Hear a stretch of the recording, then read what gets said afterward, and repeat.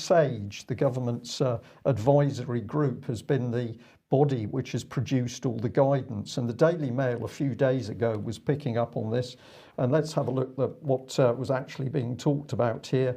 So I've taken some quotes out of the article, and what have we got here? Well, Mr. Cummings had listened in on SAGE meetings and occasionally asked questions, but he's not on or a member of SAGE. So this is, sorry, I'll bring that up on screen for you. So this is one of the comments that's come out of what we're calling Boris Johnson's Office of Propaganda. Boris went on to say, "I reject the suggestion that Mr. Cummings had influenced the advice by SAGE." And this one here, SAGE provide independent scientific advice to government. No political advisors influence this advice. Now, this is coming from the number 10 anonymous spokesperson, of course, but presumably with the Prime Minister's approval. And the last one, the scientists who contribute to SAGE are amongst the most eminent in their fields. It is completely wrong to imply that their advice is in any way not impartial. So he's coming out pretty forcefully with this. And what else can we bring up? Well, at the time that the Mail made this report, they were able to say quite rightly that currently the membership of the group is kept secret. Minutes of recent meetings have not been published, and neither has the later evidence on which recommendations have been made. So that's pretty hard-hitting stuff. And so that's the reality, that basically we've got a secret meeting with secret membership attended by Boris Johnson's top aide, who by coincidence is the very man who'd pushed for the lockdown, lock-up, and pubs and restaurants to close. And if we add in the second bit here, the deliberations and recommendations of the secret SAGE meetings were never fully debated in Parliament, leaving backbench MPs ignorant and isolated. And that's really the situation still with our backbench MPs. They simply believe the briefings that their own parties give them, and of course they're utterly ignorant. But the work done by journalists at least forced SAGE to declare its hand to some extent. So if you're going to have a look on the government website, you'll find that they've made this statement. So names of participants who provided input as experts at one or more meetings, including public servants who acted in an expert capacity, they're listed. But there are other officials from Her Majesty's government, and these are not listed. These names are not made public. And also some individuals who participated in the SAGE meetings have said they don't want their names to be made public.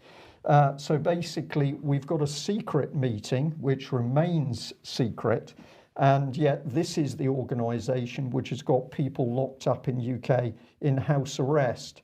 So let's bring on the names that the government have released. I know these are very small. I'm going to encourage viewers and listeners to get online and go to the government website to read these names for themselves. But I just want to emphasize there's a lot of them, and we have no real idea what the interests of these individuals are. So I did a quick scan before the news today, and I noticed this lady, Professor Charlotte Watts, Chief Scientific Advisor, Department for International Development. And I thought, well, that's a very interesting post. I wonder who she has been involved in. And it didn't take me too long to find via the Sainsbury's website that this lady has been meeting up with Bill Gates. This is to do with World Food, but nevertheless, there she is listed alongside Bill, who came as the chief representative of Bill and Melinda Gates Foundation. So that was a cuddly little get together. And if we have a look at Sainsbury's report on this, it says that this is part of increased cooperation between Bill Gates and the Department for International Development. And as to be expected, Bill Gates coughs up an extra 38 million, which is, sorry, that 38 million is coming in from the UK and the Department of International Development alongside Bill Gates' money.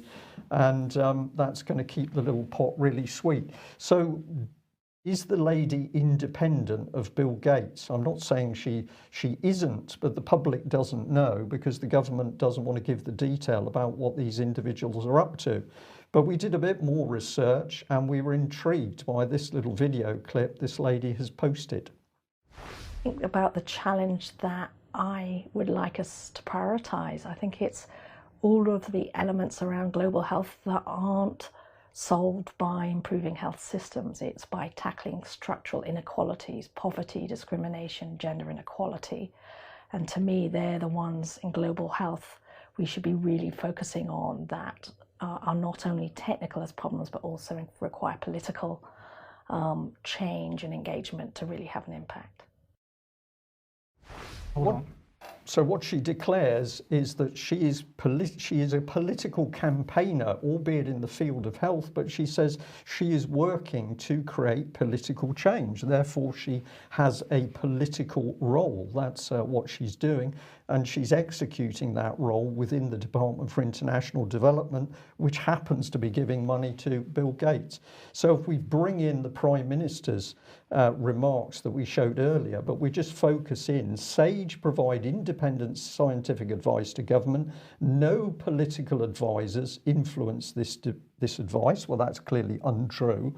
And then the scientists who contribute to SAGE are amongst the most eminent in their fields. It's completely wrong to imply that their advice is in any way not impartial. This cannot be true. So is Boris ignorant of what this SAGE organisation is really about, or is he lying? And then we want to know if you've got Dominic Cummings in there putting in political opinion, and we've got Charlotte Watts who's describing herself as a political campaigner, who is this organisation and who's really running government? Alexey, any thoughts? Well, I'm not a professional in the field of voice analysis, but I've done a fair amount of it as a GCHQ transcriber for 8 years and got a fairly good feel for it. And I did notice, I tried to listen with my eyes closed to see where the pitch was going. Change was very mantra-like in the way that it was paused before, paused afterwards, and given strong intonation and drawn out. So I wouldn't suggest that this is definitely a kind of neurolinguistic programming, but it's heading that way in my, shall we say, broad-based experience, which doesn't have letters after it, but is fairly qualified.